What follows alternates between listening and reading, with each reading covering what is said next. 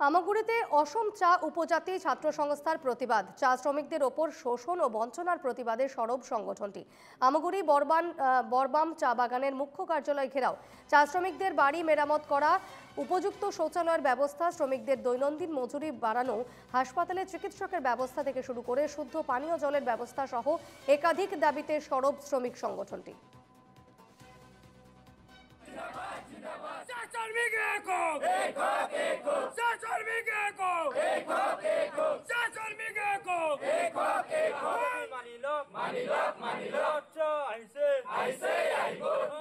আজি বৰম চাহ বাগিচাত 5 ঘণ্টা ঘেৰাও কাৰ্যসূচী লোৱা হৈছে।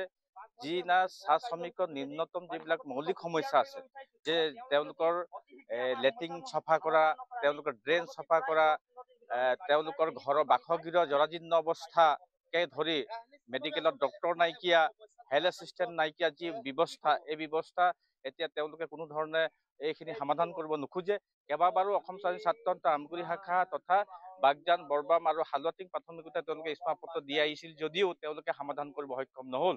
গতিকে মৃতপ্ৰায় হ'ব লগা এই বাগিচাখনৰ যি পৰিচালক, এই পৰিচালকে গোটেই তেওঁ মৰ্মতালিতে এই বাগিচাখনৰ এনে এটা পৰিস্থিতি হৈছে বুলি জানিছো। সেইকাৰণে আজি 5 ঘণ্টা ধৰ্ণাৰ যোগেদি আমি এই বাগিচাখনৰ কৰ্তৃপক্ষ, ঊৰ্ধ্বতম কৰ্তৃপক্ষ তথা অসম চৰকাৰ আমি জনাব বিচাৰিছো, এই মৃতপ্ৰায় কৰিব খোজা বাগিচাখনৰ পৰিচালকক যাতে ইয়াৰ পৰা বদলি কৰি নতুন এজন পৰিচালক প্ৰদান কৰি যাতে এই চাহ শ্ৰমিকৰ যি ন্যূনতম সমস্যা আছে এইখিনি সমাধান কৰি তুলিবৰ কাৰণে অসম ছাত্ৰ সন্থাৰ পৰা দাবী জনাব।